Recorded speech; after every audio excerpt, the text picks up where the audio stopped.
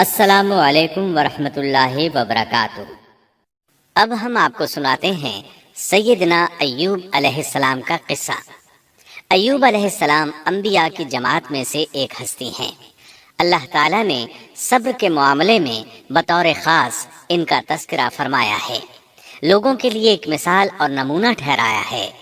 آپ کا نسب نامہ یوں ہے: ایوب بن موس بن رازح بن عیس بن اسحاق بن ابراہیم علیہ السلام، یہ سیدنا اسحاق علیہ السلام کی نسل میں سے ہیں۔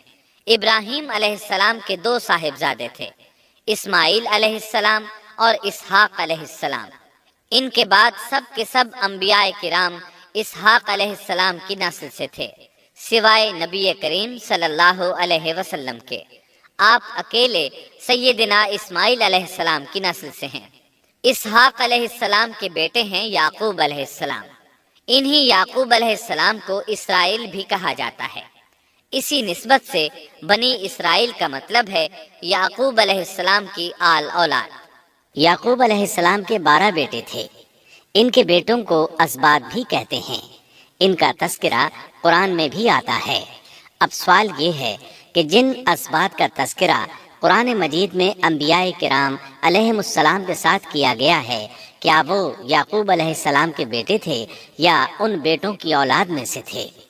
اکثر علماء کرام نے یہ اشارہ دیا ہے کہ اسباط لفظ سے جن انبیاء کرام علیہم السلام کی طرف اشارہ کیا گیا ہے وہ یعقوب علیہ السلام کے بیٹے نہیں ہیں، اس لیے کہ انہوں نے تو یوسف علیہ السلام کے قتل کی کوشش کی تھی، اپنے والد سے جھوٹ بولا تھا، ایسے اور بھی غلط کام کیے تھے، تو ان حرکات کے کرنے والے انبیاء نہیں ہو سکتے، جبکہ اسباط سے مراد وہ انبیاء کرام ہوں گے جو ان بیٹوں کی نسل سے آئے ہوں گے۔ بنی اسرائیل کے 12 قبیلے تھے اور قبیلے کو سبط بھی کہتے ہیں، اس لیے انہیں اسباط بھی کہا جاتا ہے، یعنی بنی اسرائیل ان قبیلوں میں تقسیم ہو گئے۔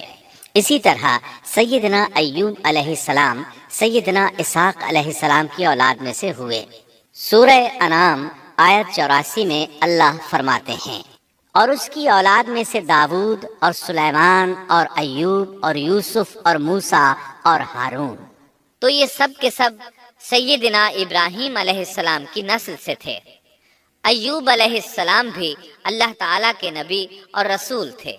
سورۃ النساء آیت 163 میں اللہ تعالیٰ فرماتے ہیں: یقیناً ہم نے آپ کی طرف اسی طرح وحی کی ہے جیسا کہ نوح اور ان کے بعد والے نبیوں کی طرف کی، اور ہم نے وحی کی ابراہیم اور اسماعیل اور اسحاق اور یعقوب اور ان کی اولادوں پر، اور عیسیٰ اور ایوب اور یونس اور ہارون اور سلیمان کی طرف، اور ہم نے داؤد کو زبور عطا فرمائی۔ اللہ تعالیٰ نے ان سب انبیاء کرام علیہم السلام کی طرف وحی فرمائی، اور ایوب علیہ السلام بھی ان رسولوں میں سے ایک ہیں۔ اللہ تعالیٰ نے آپ کو آپ کی قوم سوران کی طرف مبعوث فرمایا۔ یہ قوم ملک شام میں رہائش پذیر تھی۔ آپ بہت زیادہ مالدار تھے۔ اللہ تعالیٰ نے آپ کو بہت زیادہ نعمتوں سے نوازا تھا۔ آپ کے پاس بے شمار مویشی تھے، لا تعداد نوکر چاکر تھے۔ اللہ نے آپ کو بہت سی زرعی زمین بھی عطا فرمائی تھی۔ آپ تاجر بھی تھے۔ تجارت کا سلسلہ دور دور تک پھیلا ہوا تھا۔ اللہ تعالیٰ نے آپ کو کثیر اولاد بھی عطا فرمائی تھی۔ آپ کے ہاں 7 بیٹے اور 7 بیٹیاں تھیں۔ آپ خود بھی صحت مند اور طاقتور تھے۔ آپ کے اصحاب کی تعداد بھی کافی تھی۔ گویا اللہ تعالیٰ نے آپ کو گوناگون نعمتوں سے نوازا تھا۔ آپ روئے زمین پر نعمتوں سے مالا مال شخص تھے۔ اللہ تعالیٰ نے آپ کو آزمانا چاہا تاکہ بعد میں آنے والے لوگوں کے لیے آپ صبر کی مثال بن جائیں۔ آخر صبر کا مرحلہ شروع ہو گیا۔ آپ کا سب مال و متاع ہلاک ہو گیا، یہاں تک کہ آپ فقیر ہو گئے۔ آپ کی زندگی ہی میں آپ کی ساری اولاد اللہ کو پیاری ہو گئی۔ کسی کا ایک بیٹا بھی فوت ہو جائے تو وہ کتنا غمگین ہوتا ہے، متاثر ہوتا ہے۔ سیدنا یعقوب علیہ السلام پر غم کس طرح طاری ہوا، یہاں تک کہ آپ کی آنکھوں کی بینائی تک جاتی رہی۔ مارے غم کے وہ گھل گئے تھے، جبکہ ان کا کوئی بیٹا فوت نہیں ہوا تھا، اور ادھر 7 بیٹے اور 7 بیٹیاں فوت ہو گئے۔ یہی نہیں، تمام مال مویشی ہلاک ہو گئے۔ معاملہ اس پر بھی ختم نہیں ہوا، آپ شدید مرض میں مبتلا ہو گئے۔ بیماری اس قدر شدید تھی کہ آپ چلنے پھرنے سے معذور ہو گئے، اٹھنے کی سکت نہ رہ گئی، یہاں تک کہ آپ کا گوشت گرنے لگا۔ آپ کی آزمائش انتہا کو پہنچ گئی۔ اب آپ کے ساتھی بھی آپ کا ساتھ چھوڑنے لگے۔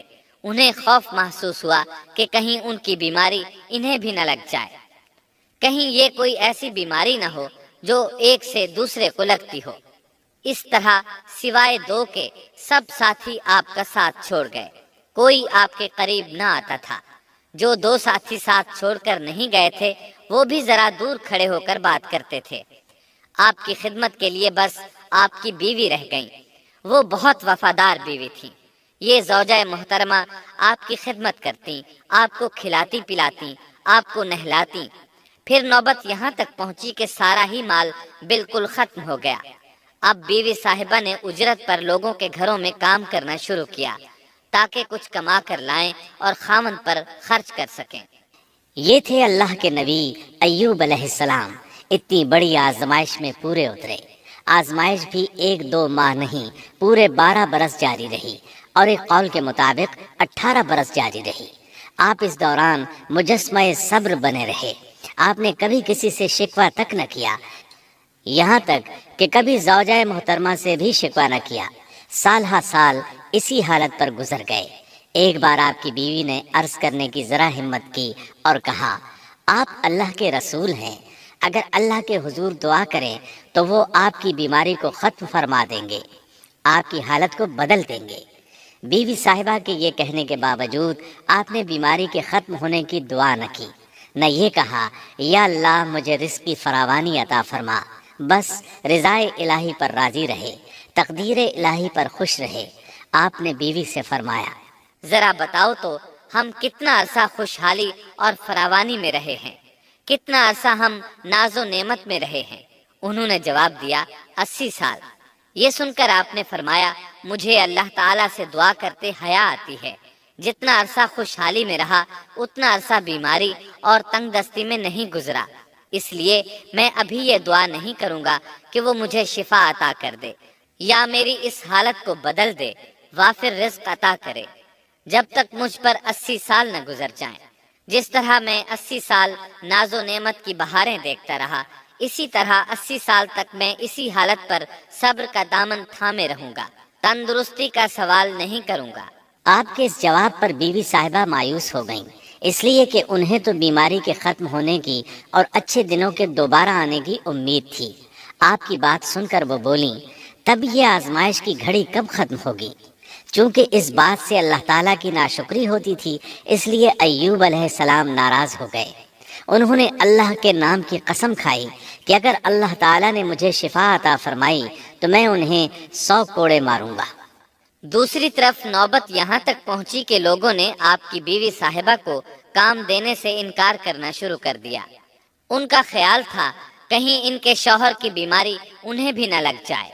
وہ سمجھتے تھے کہ ایوب علیہ السلام کی بیماری چھوت کی ہے، لہٰذا یہ بیماری ان کی بیوی کے واسطے سے انہیں بھی لگ سکتی ہے۔ جب معاملہ یہاں تک پہنچ گیا تب آپ نے ایک چھوٹی سی بات کہی، اس میں بھی کوئی واضح دعا نہیں تھی، جبکہ اس وقت سے بڑھ کر دعا کے لیے کون سا وقت ہو سکتا تھا۔ آپ کی اس بات کو اللہ تعالیٰ نے قرآن مجید میں بیان فرمایا ہے۔ سورہ انبیاء آیت 83 میں ہے، اور ایوب کی اس حالت کو یاد کرو جبکہ اس نے اپنے پروردگار کو پکارا کہ مجھے یہ بیماری لگ گئی ہے اور تو رحم کرنے والوں سے زیادہ رحم کرنے والا ہے۔ مجھے آزمائش نے آ لیا ہے اور تو ارحم الراحمین ہے۔ مطلب یہ کہ آپ نے واضح الفاظ میں دعا نہیں فرمائی، یہ نہیں فرمایا الہی مجھے تندرستی عطا فرما، الہی مجھے رزق عطا فرما اور میری حالت ایسی ایسی ہو گئی ہے، تو رحیم و کریم ہے، بلکہ یوں کہا وَأَنْتَ أَرْحَمُ الرَّاحِمِينَ، عرض کیا میری نسبت میری حالت کو تو ہی بہتر جاننے والا ہے۔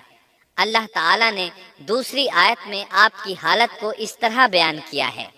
سورہ صاد آیت 41 میں اللہ تعالیٰ فرماتے ہیں، اور ہمارے بندے ایوب کا بھی ذکر کر، جبکہ اس نے اپنے رب کو پکارا کہ مجھے شیطان نے رنج اور دکھ پہنچایا ہے۔ گویا آپ نے اس بیماری اور مصیبت کو اللہ تعالیٰ کی طرف منسوب نہیں فرمایا، بلکہ اللہ تعالیٰ کو اس سے مبرہ و پاک ٹھہرایا اور اسے شیطان کی طرف منسوب کیا۔ یوں نہیں کہا اللہ تو نے مجھے مصیبت میں ڈال دیا، بلکہ اس کو غیر اللہ یعنی شیطان کی جانب منسوب کیا۔ حدیث میں بھی اسی طرح آتا ہے۔ اللہ تعالیٰ نے آپ کی التجا کو اسی لمحے شرف قبولیت سے نوازا۔ کتنے ہی موقع ایسے آئے تھے کہ اس سے قبل بھی آپ دعا کر سکتے تھے اور وہ قبول ہو جاتی، لیکن آپ نے صبر کا دامن تھامے رکھا۔ اسی لیے مدتوں سے ضرب المثل چلی آ رہی ہے صبر ایوب۔ جب آپ نے اپنے پروردگار سے اس انداز میں دعا مانگی تو اللہ تعالیٰ نے ان سے آزمائش ختم کر دی۔ اللہ تعالیٰ سورہ صاد آیت 42 میں فرماتے ہیں، اپنا پاؤں مارو، یہ نہانے اور پینے کے لیے ٹھنڈا پانی ہے۔ جب انہوں نے پاؤں زمین پر مارا تو پانی کا چشمہ جاری ہو گیا۔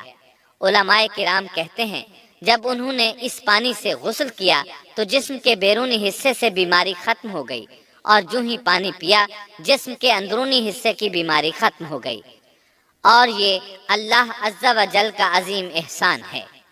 پھر سے بالکل تندرست بن گئے، ان کی صحت و توانائی لوٹ آئی، ایسے صحت مند ہو گئے جیسے پہلے کبھی ہوا کرتے تھے۔ ان کی زوجہ محترمہ باہر سے گھر آئیں تو بالکل نہ پہچان سکیں۔ ان سے پوچھنے لگیں، کیا آپ نے اللہ کے نبی میرے خاوند یعنی مرض میں مبتلا شخص کو دیکھا ہے؟ اللہ کی قسم، جب میرے خاوند صحت مند تھے تو بالکل آپ جیسے تھے۔ میں نے آپ سے بڑھ کر ان سے ملتا جلتا آدمی آج تک نہیں دیکھا۔ اس پر ایوب علیہ السلام بولے، کیا تم نے مجھے پہچانا نہیں؟ انہوں نے حیران ہو کر پوچھا، آپ کون ہیں؟ تب وہ بولے، میں ایوب ہوں۔ وہ بولیں، سبحان اللہ، اس کا مطلب ہے بیماری ختم ہو گئی، اللہ تعالیٰ کا احسان ہو گیا۔ اس کے بعد اللہ تعالیٰ نے انہیں اہل و عیال کی نعمتیں بھی لوٹا دیں، ان کے مویشی بھی انہیں واپس مل گئے۔ سیدنا ابن عباس رضی اللہ عنہما فرماتے ہیں، اللہ تعالیٰ نے صرف انہیں ہی اپنے فضل و کرم سے نہیں نوازا، بلکہ ان کے ساتھ ان کی اہلیہ کو بھی اپنے خاص فضل و کرم سے نوازا، اس لیے کہ انہوں نے بھی اس عظیم آزمائش میں صبر کیا تھا، عظیم صبر کا مظاہرہ کیا تھا۔ اللہ تعالیٰ نے ان کی جوانی کو بھی لوٹا دیا۔ ان سے سیدنا ایوب علیہ السلام کے ہاں 26 بیٹے بیٹیاں پیدا ہوئے۔ یہ روایت بھی ملتی ہے کہ 26 بیٹے ہی بیٹے تھے، بیٹیاں اس کے علاوہ تھیں۔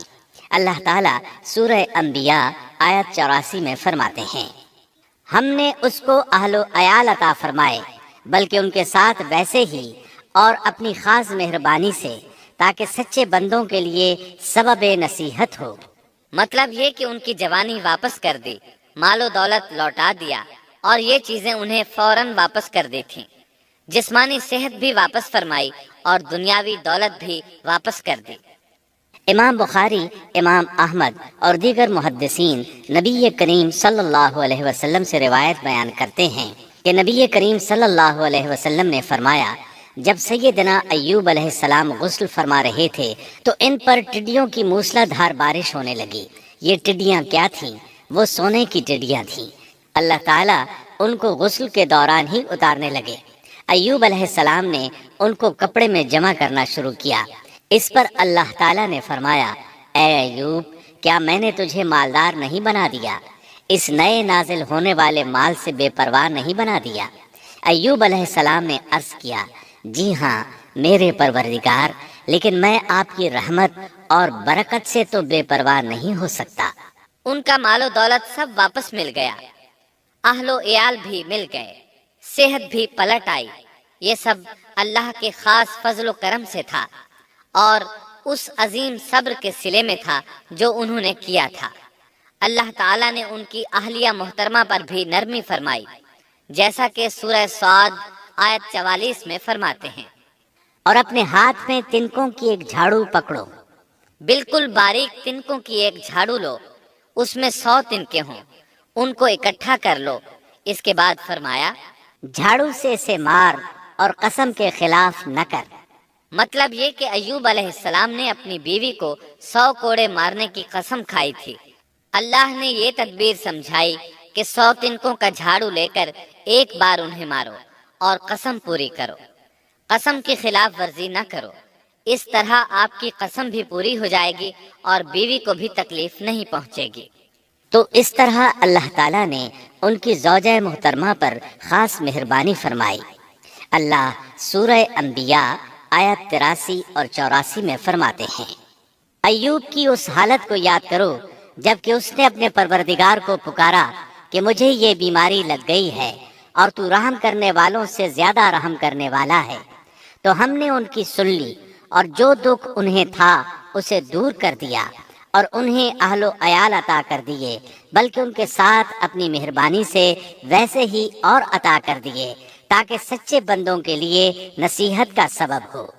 اسی طرح اللہ تعالی سورہ صاد آیت 41 تا 44 میں فرماتے ہیں، اور ہمارے بندے ایوب کا بھی ذکر کیجئے جب انہوں نے اپنے رب کو پکارا کہ مجھے شیطان نے رنج اور دکھ پہنچایا ہے، اپنا پاؤں مارو، یہ پینے اور نہانے کے لیے ٹھنڈا پانی ہے، اور ہم نے انہیں ان کا پورا کنبہ عطا فرمایا، بلکہ اس کے ساتھ اپنی خاص رحمت سے اور عقل مندوں کی نصیحت کے لیے اتنا ہی اور بھی عطا کر دیا، اور اپنے ہاتھ میں تنکوں کی ایک جھاڑو لے کر مار دیں اور قسم کے خلاف نہ کریں۔